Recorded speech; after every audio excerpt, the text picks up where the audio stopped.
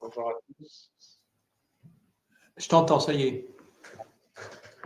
Voilà. Du coup, je vous disais que merci de vous être connectés pour ce webinaire qui devrait durer une trentaine de minutes.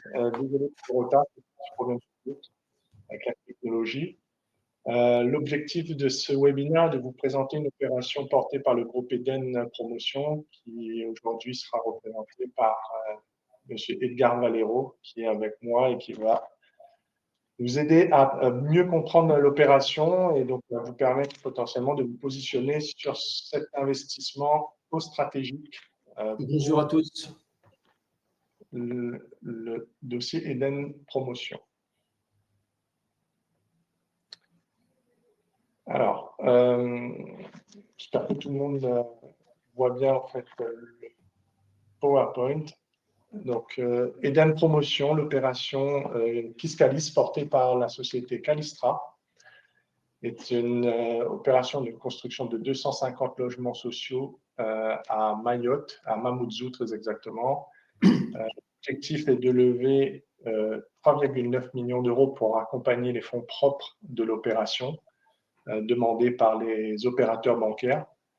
Je vous propose en fait de parcourir très rapidement l'historique de la société Eden Promotion et je vais laisser la parole à Edgar qui est le plus à même à nous présenter son groupe et je reviendrai sur l'opération en lui-même et la structuration que les entrepreneurs ont mis en place pour accompagner le dossier. Edgar, si je peux me permettre, je te laisserai la parole pour démarrer et présenter un peu ton groupe. Alors très rapidement, bonjour à tous. Eden Promotion, donc promoteur d'une vingtaine d'années d'antériorité, puisque ça a été créé en 2008, groupe familial, hein, c'est moi qui l'ai fondé, qui le dirige, basé à La Rochelle. On a notre staff d'ingénierie avec 35 personnes à peu près, avec une particularité qui est quand même l'ADN de la boîte et mon propre ADN. C'est l'environnemental, la performance énergétique et environnementale qui sont au cœur de nos projets. Un peu avant-gardiste il y a 20 ans, je pense que depuis, le temps a fait son affaire et on sait bien à quel point aujourd'hui ces problématiques d'environnement, de décarbonation, en particulier dans le bâtiment, sont importantes. Donc ça, c'est un peu notre marque de fabrique. On a un bureau d'études intégré pour ça. On est à La Rochelle et aux environs de La Rochelle, hein, on est à 100 km autour, mais on est aussi à Mayotte. On est aussi à Mayotte et quasiment depuis le début d'Eden Promotion, hein, puisqu'en 2008, on démarre avec un projet à La Rochelle et un projet à Mayotte.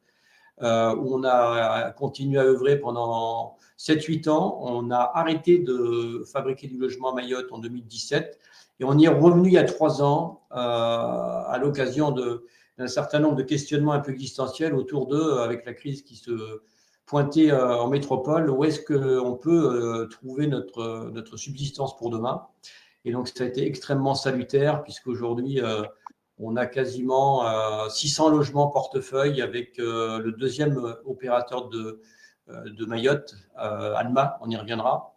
Donc, on a une très bonne conjonction avec cette structure et Kiscalis va être le 4e projet avec Alma et ce ne sera certainement pas le dernier vu la qualité du partenariat. Eden Promotion, c'est à peu près 200 logements par an en moyenne, hein, depuis 4-5 ans. On a monté en puissance régulièrement depuis une vingtaine d'années, mais c'est un volume de fabrication à peu près stable depuis 4-5 ans, avec une tendance peut-être à l'accélération malgré tout grâce à Mayotte, puisque les perspectives qu'on a à Mayotte sont extrêmement intéressantes. Merci Edgar pour ça. Peut-être revenir sur le point, Alma ne parle peut-être pas à tout le monde, donc juste bien définir qui est Alma. Alma, Action Logement Mayotte, c'est une filiale du groupe Action Logement, hein, donc c'est le 1% patronal.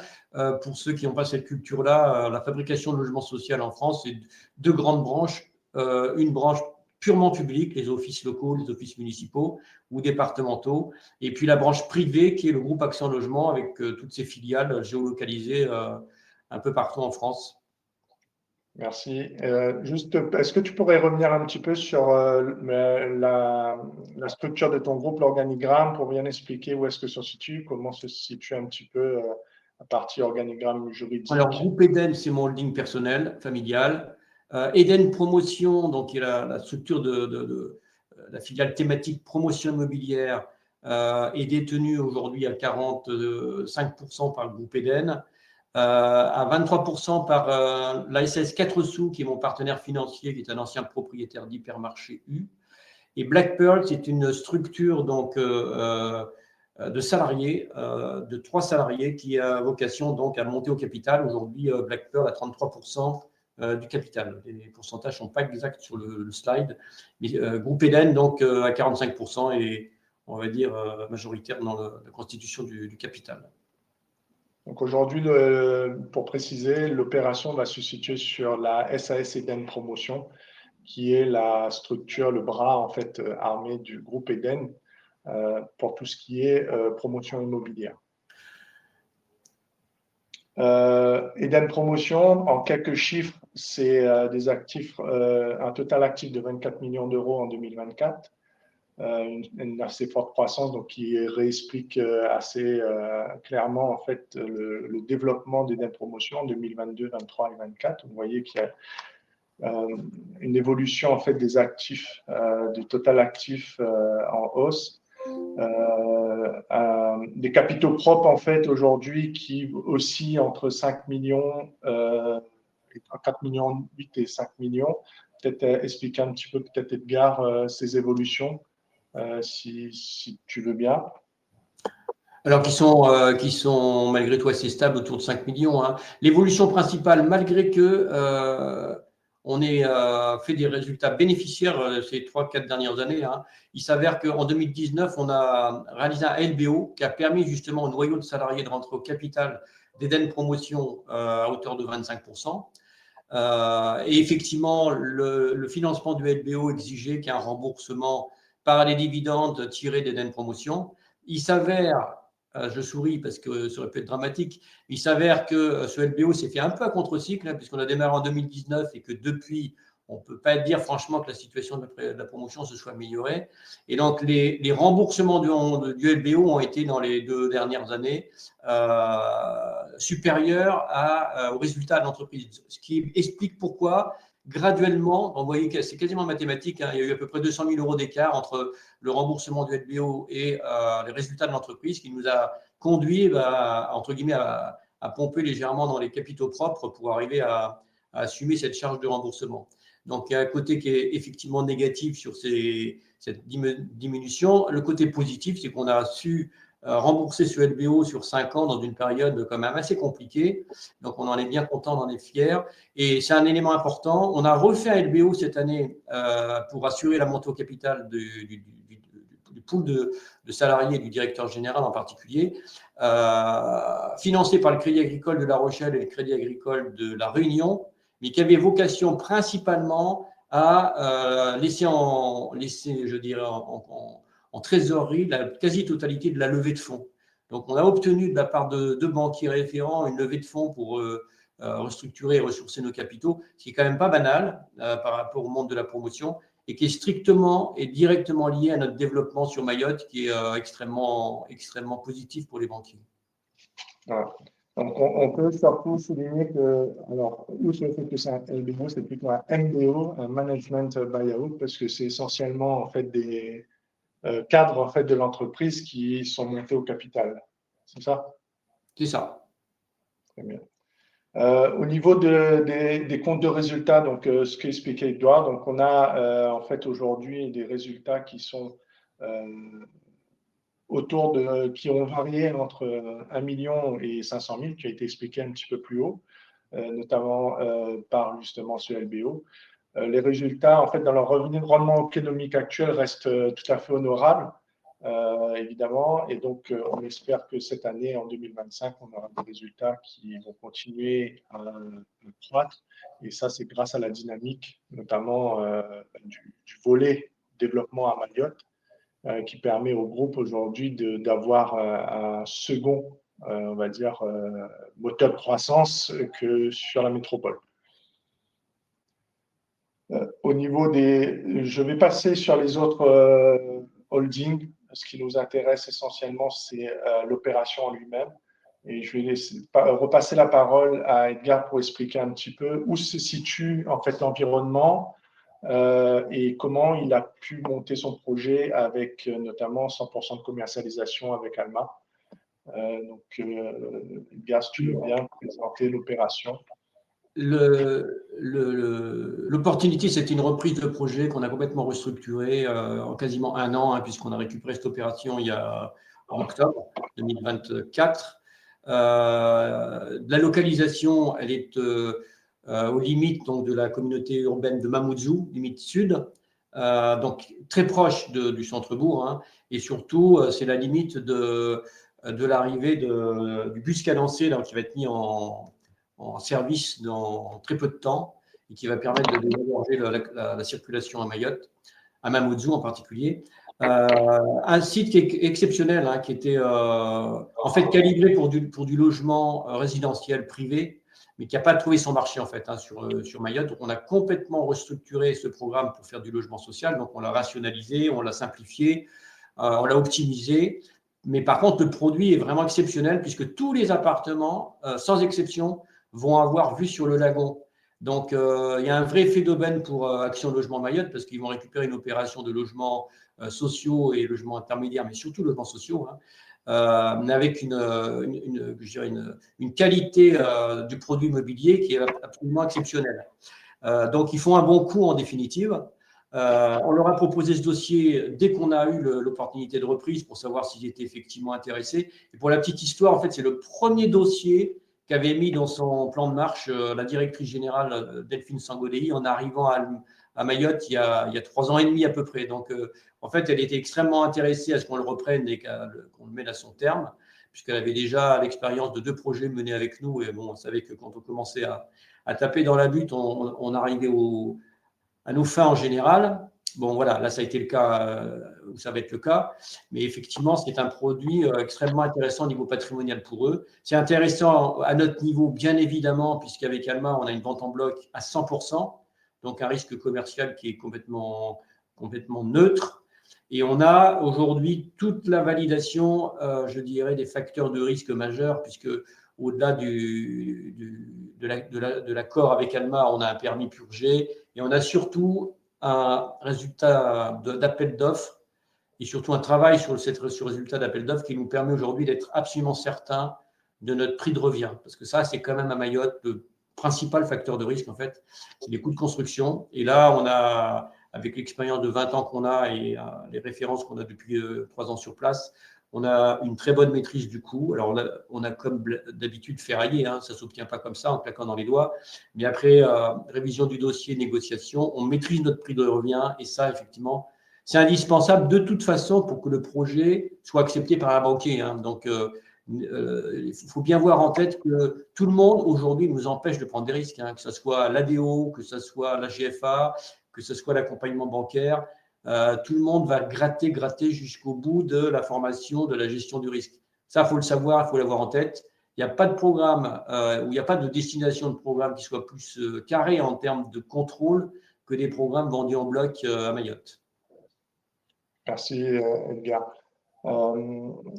Donc ici, la localisation de l'opération. J'ai fait une petite demande à Nakib Ali qui est avec nous et qui est le représentant de Yatrushikoa à La Réunion. Donc, comme vous le savez, il y a, à Mayotte, il y a une plateforme de financement qui est la sœur jumelle de Albius qui est basée à Mayotte. Et j'aurais aimé que Nakib étant directement sur site et donc un acteur privilégié, qu'il puisse nous parler de l'emplacement, s'il peut se connecter pour nous donner son petit point de vue sur cette partie-là, ça serait génial. Donc, j'attends juste quelques secondes qu'il puisse se connecter, si c'est faisable de son côté.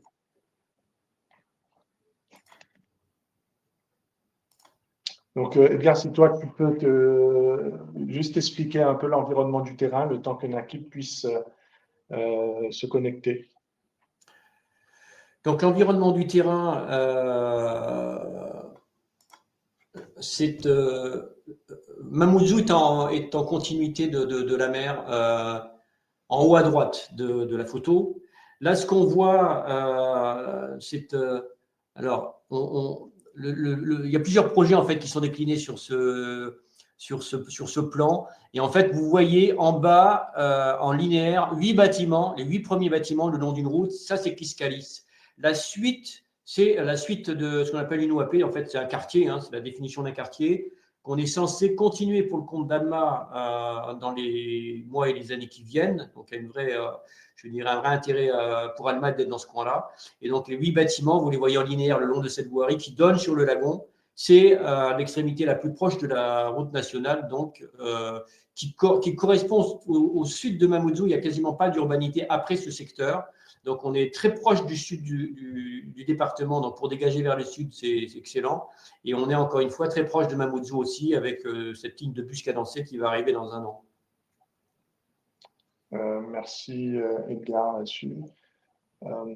Si on peut avancer un petit peu, donc du coup, au niveau de l'opération lui-même, je vais annoncer quelques chiffres et puis on va pouvoir en fait échanger là-dessus, si tu veux bien, Edgar. Donc aujourd'hui, le chiffre d'affaires prévu sur cette opération, on est à 73 millions d'euros pour un coût de revient autour de 68 millions d'euros. Comme tu avais expliqué, c'était au moment où nous, on a analysé le dossier qu'on avait donné un accord sur l'opération. Tu nous as en fait prouvé par l'appel d'offres que les marges seraient encore améliorées parce que tu as eu des bonnes surprises sur l'appel d'offres.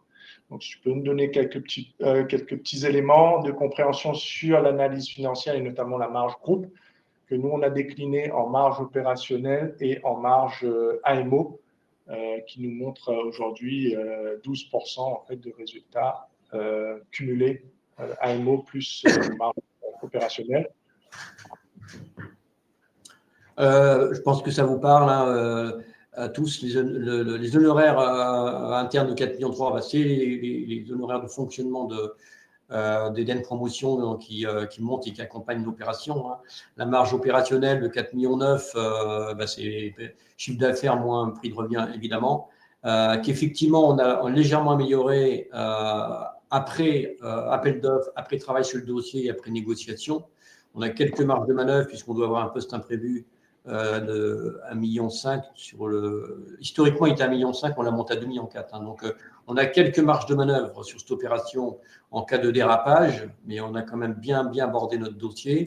On a un élément qui est extrêmement intéressant sur ce dossier, c'est qu'on a une clause de réactualisation du prix qu'on a arraché à Alma et qu'on a répercuté sur les entreprises. Sous-entendu, les entreprises vont pouvoir augmenter leur prix en fonction de l'évolution du taux de l'indice de la construction, mais mon prix de vente va aussi évoluer à la hausse.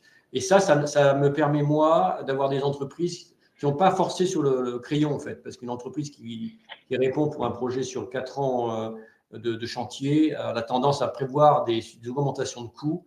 Là, la clause de révision, mécaniquement, va nous permettre à tous de rester dans nos objectifs et dans nos marges financières sans qu'on se torture. Voilà. Donc ça, c'est un élément qui n'est pas forcément indiqué là, mais qui est un des plus structurants. Il ne peut pas y avoir de dérive liée à l'augmentation des coûts non répercutés. Merci Edgar. Du coup, on accueille Nakib, qui lui, il est en direct de Mayotte. Nakib, l'idée, c'était aussi de pouvoir en fait présenter un environnement que toi, tu maîtrises plus que nous. Si tu peux nous faire un petit topo sur Mayotte, parce qu'on a tendance toujours à entendre ce qui se passe sur l'actualité et pas voir la réalité du terrain. Et étant donné que toi, tu es le représentant de la plateforme Yatrushikoa à Mayotte, je trouvais que c'était bien que tu puisses en fait nous donner ton éclairage sur l'actualité de Mayotte et puis sur le programme en lui-même et ton point de vue. Bonjour à tous, merci Vincent. Donc Mayotte, je pense, Edgar en a un petit peu parlé lors de la présentation de l'opération. Je dis souvent, on est au 2.0 par rapport aux besoins, soit en logement intermédiaire ou en logement social. On est vraiment au tout début des constructions. Il y a eu quelques promotions auparavant, mais ça ne répond pas du tout aux demandes. Pour exemple, il faut minimum, mais vraiment, c'est aujourd'hui, il faut répondre par an, il faut minimum 500 logements par an, mais minimum. Et ça va sur une durée très, très longue. Donc, les besoins sont là. Et par rapport au projet, on est donc au sud, donc sortie sud de Mamoudzou. Et non loin d'Ironibé, si ma mémoire est bonne. Et alors, Ironibé, ce qui est important à signaler, c'est que c'est là où va se construire l'usine de dessalement et également un projet industriel d'envergure qui est en projet dans cette zone. Donc, assez rapidement, ce sera une zone très, très attractive avec des usines, notamment de l'industrie. Donc, aujourd'hui, voilà. On est à mi-chemin entre Mamoudzou, donc la commune de Mamoudzou, et la commune de Dembéni, qui est également une des communes en vogue à Mayotte. Je ne sais pas si Vincent doit rajouter ou… C'est parfait. Donc, du coup, au niveau de l'environnement économique aujourd'hui, est-ce que tu peux confirmer que, moi, ce que j'ai vu en venant sur place, c'est que c'est très dynamique aujourd'hui. Donc, c'est aussi un point important, c'est que l'après-Chido a déjà pris le pas. Et donc, on est en phase de reconstruction importante, d'où les instances de l'État qui mettent les moyens justement pour la reconstruction. Effectivement, l'État est en train de structurer, de mettre les moyens, d'où l'arrivée, parce qu'il n'y avait qu'un seul opérateur à l'époque, il n'y avait que la CIM, d'où l'arrivée d'Alma, justement pour accélérer les constructions. Donc l'État, bien évidemment, a mis les moyens, soit directement ou indirectement via des structures dédiées dans l'île. Donc, c'est un sujet assez important pour Mayotte qui manque cruellement de logements sociaux et de logements intermédiaires. On n'arrive pas à loger tout le monde. D'où les bangas que vous voyez de partout. Voilà. Ceux qui ont l'occasion de voir à la télé, oui. Parce qu'il y a beaucoup de bangas, de bidonvilles, parce qu'on n'arrive pas à répondre aux besoins de la population. Donc, du coup, on a un secteur du BTP qui porte l'économie locale également, c'est à signaler. Le secteur du BTP qui porte l'économie locale du fait des besoins dans tous les secteurs, que ce soit dans le secteur public ou secteur privé. Merci beaucoup, Nakib, pour ton témoignage. Je vais enchaîner sur le financement de l'opération. Donc, comme vous voyez à l'écran, donc Eden Promotion a sollicité les entrepreneurs pour lever 3,9 millions d'euros, ce qui représente 5,7% de la part de financement, donc la plus grosse partie du financement étant gérée par la BEFA. Nous avons les fonds propres de l'opérateur qui ont été déjà injectés sur toute la partie études, les banques qui vont assurer la sécurisation ultime de l'opération, notamment par la mise, en fait, la validation de la garantie financière d'achèvement, la BEFA, et crédit d'accompagnement, ce qui permettra à Eden Promotion d'acter assez rapidement avec Alma pour démarrer les opérations. Deux tranches qui sont assimilées.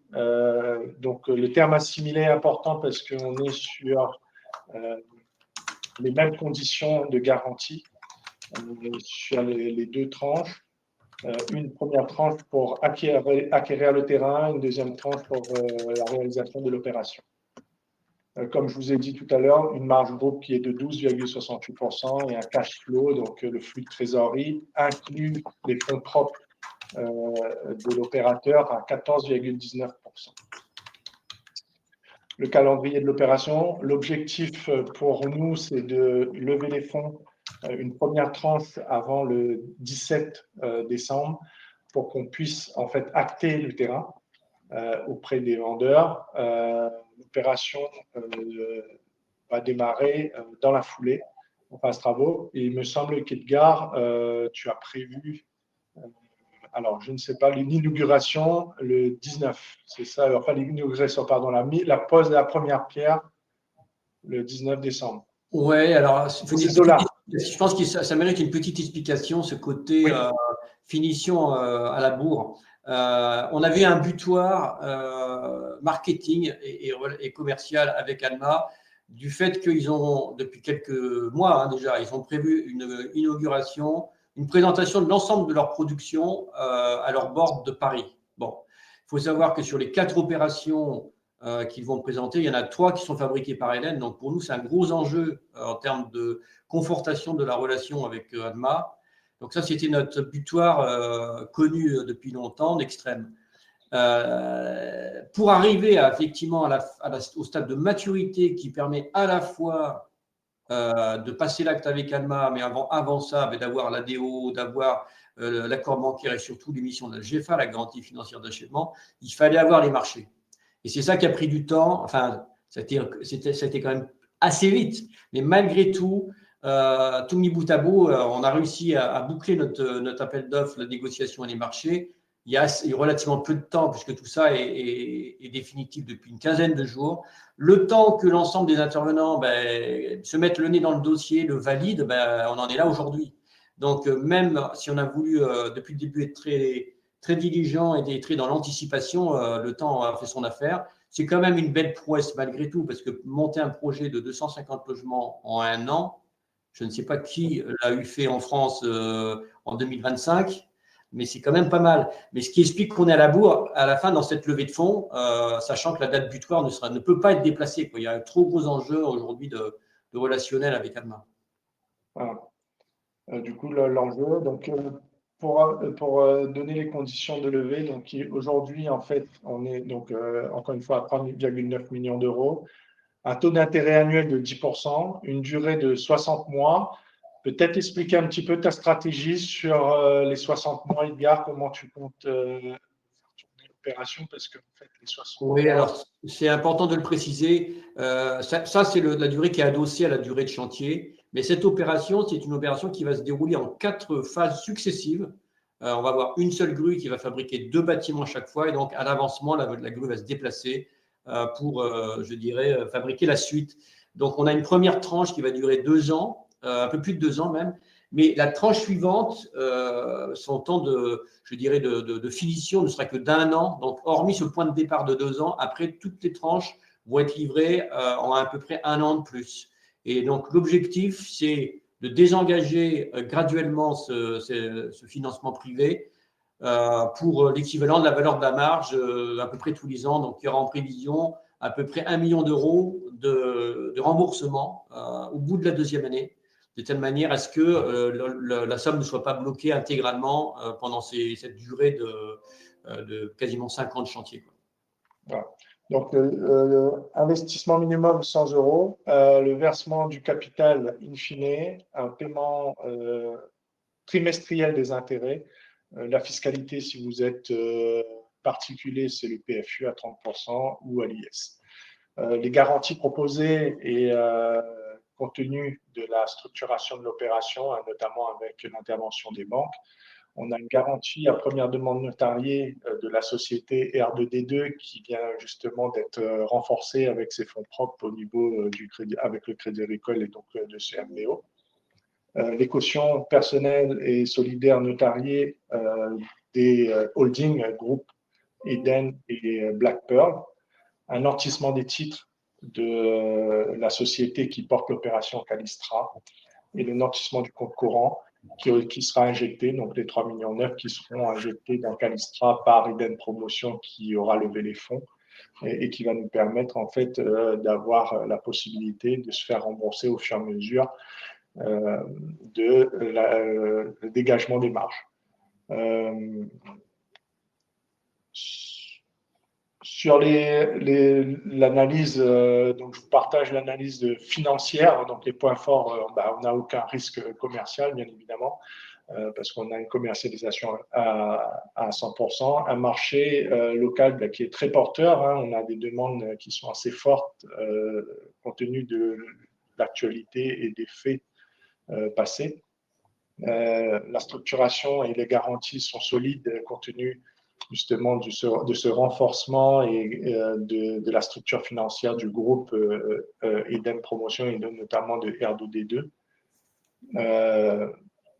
L'expérience d'Edgar qui n'est plus à présenter, plus de 20-30 ans d'expérience dans la promotion immobilière, et des flux financiers qui sont assez importants au niveau de cette opération, parce qu'on a une marge quand même de 4 millions. Enfin, un AMO, donc une assistance à maîtrise d'ouvrage de plus ou moins 4 millions sur l'opération. Et des points d'attention, évidemment, les marges opérationnelles sont alors faibles. On ne peut pas souligner que ce soit faible, mais plutôt modéré compte tenu de la nature de l'opération. On est sur de la promotion immobilière avec un bailleur social public et donc quelques contraintes de marge, évidemment. Peut-être, Edgar, si ça te dit de parler un petit peu, mais il me semble que notamment l'AMO est contrôlé par notamment ces opérateurs que sont Alma ou la Action Logement ou la CDC, où ils t'imposent quand même un certain niveau d'assistance à maîtrise d'ouvrage et un certain niveau de marge, parce que les prix en tant que tels sont quand même contrôlés. On n'est pas sur du libre. Il y a un premier élément qui est le prix de vente en VFA, qui est quand même s'il est négocié, on peut dire qu'il est capé, quoi.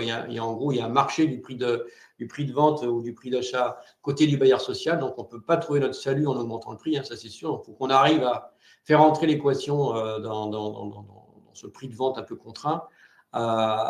Donc ça, forcément, ça génère des capacités de générer une marge qui reste pas aussi flagrante qu'en métropole, ça c'est sûr. Enfin, c'est le problème des ventes en bloc en général d'ailleurs.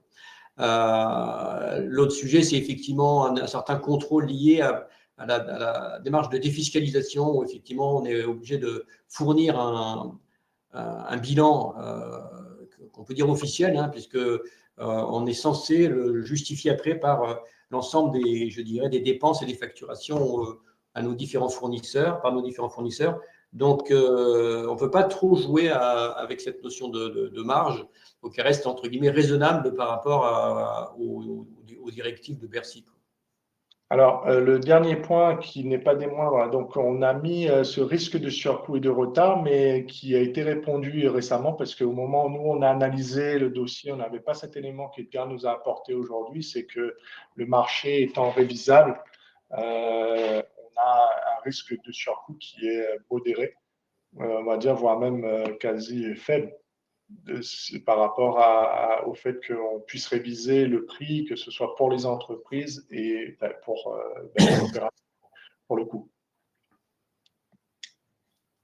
Et le bilan de l'opération, donc aujourd'hui, nous semble être confortable pour pouvoir proposer à la communauté cet investissement. Donc, aujourd'hui, en fait, ce que je vous propose, c'est que, Edgar, je ne sais pas si tu as un dernier mot à émettre sur l'opération, pour un mot de la fin. Les mots de la fin, j'en aurais plein. Mais effectivement, c'est pour conforter cette idée de maîtrise du risque. Le premier aspect, c'est qu'on n'est pas un promoteur traditionnel à Mayotte. Je ne l'ai pas dit, mais on est aussi opérateur touristique. On a investi dans un hôtel. On est en train de dealer avec la Caisse des dépôts pour monter une sous-filiale sur l'océan Indien, et notamment pour développer Mayotte. Donc, on est enraciné à Mayotte. Donc, on n'est pas là pour faire un coup. C'est notre quatrième opération d'affilée avec ce bailleur social. Donc, c'est aussi un gage du fait qu'on commence, on finit. Enfin, ça, c'est un peu notre adage depuis le début qu'on existe. Mais je préfère le dire parce qu'il y a pas mal d'opérateurs qui se sont essayés à Mayotte et qui ont amené à des catastrophes industrielles avec des projets démarrés, pas finis. Enfin bref, c'est assez surprenant ce qui s'est passé dans les 5-6 dernières années. L'autre aspect, c'est que c'est un programme qui a encore des marges de manœuvre et de progression dans l'amélioration du coût, parce qu'on va, sur cette opération-là, essayer d'aller encore plus loin dans la maîtrise on va dire, technique et du prix de revient, sur un certain nombre de lots, le carrelage, la plomberie, la menuiserie. On souhaite, on va dire, gratter au maximum jusqu'à l'os la marge qu'on peut en tirer, parce que c'est des lots sur lesquels on a d'énormes surprises sur les prix qui sont exorbitants en fourniture et en pose, et on veut mettre notre doigt un petit peu dans l'engrenage d'une forme de maîtrise du coût direct, Sans parler d'entreprise générale, hein, c'est assez classique, on achète au mieux et on fait poser. Et ça peut intéresser même certaines petites boîtes mahoraises qui n'ont pas la trésorerie sur un gros programme comme ça. Donc, il y a des ressources de marge cachées, en fin de compte, qu'on va travailler dans les semaines et les mois qui suivent en continuité. Puis le dernier point, c'est que c'est un dossier, je ne l'ai pas évoqué, mais c'est 8 bâtiments qui sont quasiment identiques. Donc, il y a des gains de productivité à attendre sur cette opération, notamment par rapport au délai. Je crois beaucoup en l'accélération du délai sur cette affaire-là. Et moi, j'ai bon espoir de pouvoir rembourser avant les 60 mois, parce que c'est tout mon intérêt. Hein. Je pense qu'on peut gagner globalement, si tout va bien, un an de chantier par cette répétitivité, en fin de compte, dans la fabrication. Donc, c'est un dossier qui est pour nous une espèce de cas d'école aussi de ce qu'on peut faire pour améliorer la filière à Mayotte. Hein. On n'est pas que promoteur, on est aussi dans une perspective de… Alors, c'est peut-être un peu pompeux de dire ça, animateur filière, hein, mais on est en contact avec tous ceux qui fabriquent des logements sur place et on sent bien à quel point la filière peut s'améliorer et donc nous donner les marges de manœuvre aussi sur nos opérations. Ok. Eh bien, Edgar, merci beaucoup pour ton témoignage. Mesdames et messieurs, je pense qu'on arrive au terme de cette présentation. Si vous avez des questions, vous avez les coordonnées de Corentin et de Karine. On va vous partager évidemment le lien pour la collecte où vous retrouverez la présentation et le slide. Merci beaucoup et bon après-midi pour ceux qui sont dans l'après-midi ou bon déjeuner à vous tous. Merci, à bientôt. Merci, à bientôt. Merci Nakib. Bye bye. Merci.